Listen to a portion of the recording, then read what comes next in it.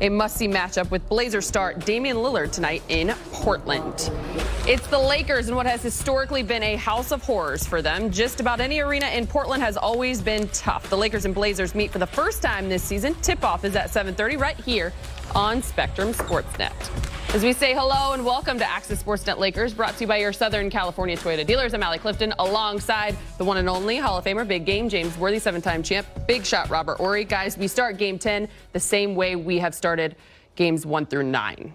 We're going to talk about it. The biggest question heading into this one is health.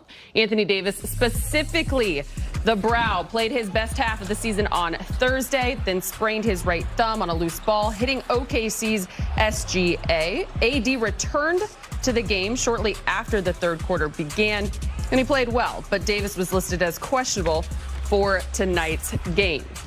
The Lakers already have 4 players out tonight. LeBron James missing his second straight game with an abdominal strain, suffered Tuesday against the Rockets. Numerous reports said that he would miss at least a week as the Lakers exercise caution.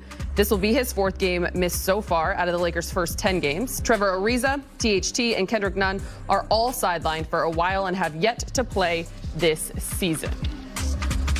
So with that said, we're going to get you live to Rip City and hopefully get some clarity. Lakers reporter Mike Trudell joins us from Portland. Hello, Mike.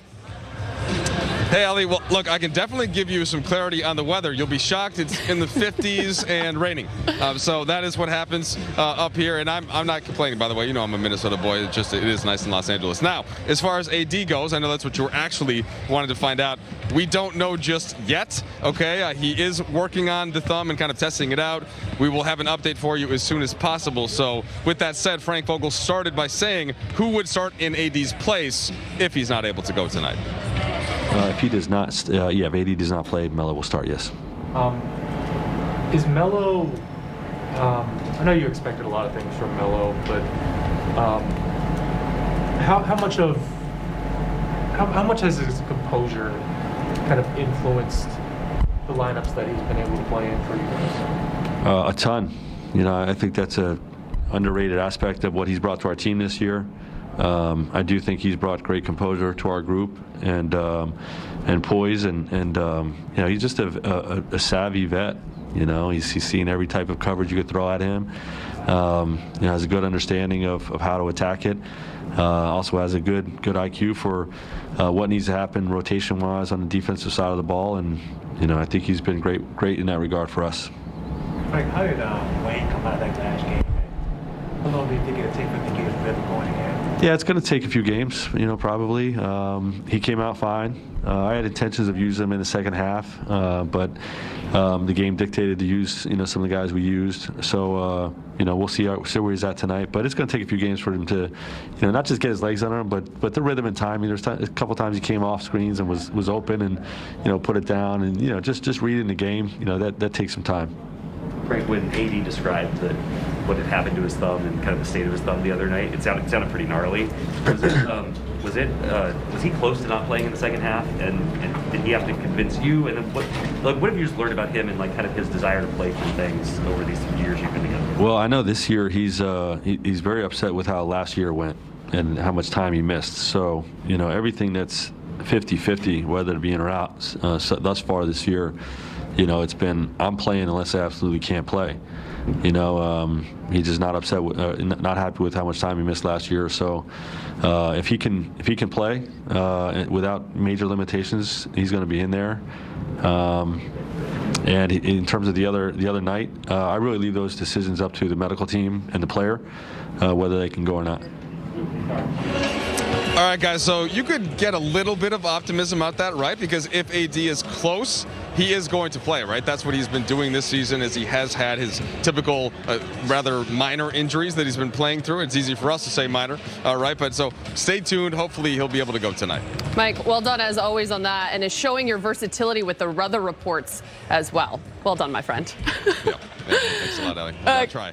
Yeah, absolutely. Guys, when it comes to Anthony Davis, big game, they often say your best ability is your availability. And to see personally for him that he's motivated by when he was not available for this team a season ago, you love to see that from your star, but still listed as a true game time decision.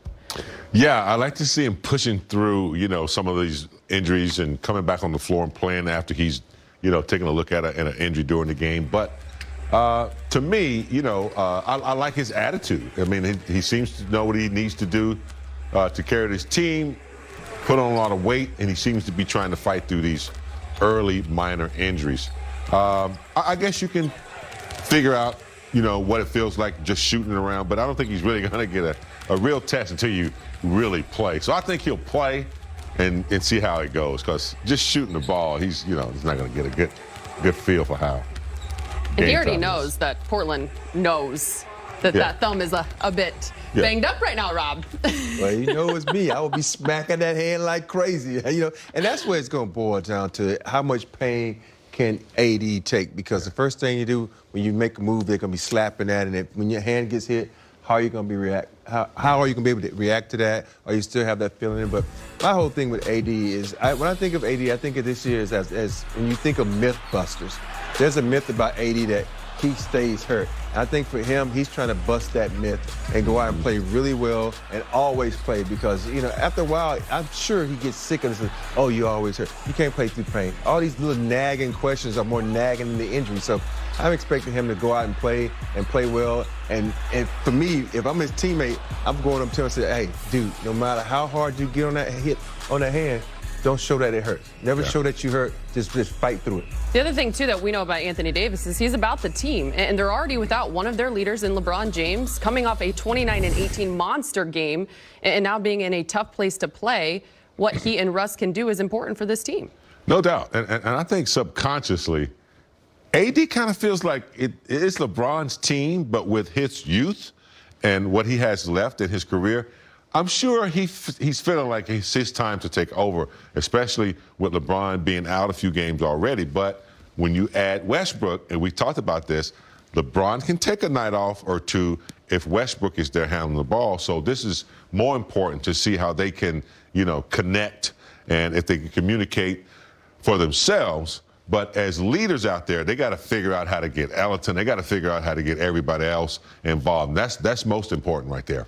What are you going to be looking for out of the two of them if AD does play, given we've seen what they are capable of? You think about that San Antonio game where the last two without LeBron with those two stars against OKC has not gone the way they would like it to. For me, I always go back to dominating the paint. When you look at this Portland team, it's not a very big team. So, AD, you have to dominate in the paint. Your hand is hurt, so it's going to limit your range. I hope not, but I'm thinking it might. So go in the paint, jump hook them to death, get to the basket, get to the free throw line, make the game easier for you, because if I was watching last game, he dominated in the first half, and then he started going to that outside game where he's feeling good and comfortable. No.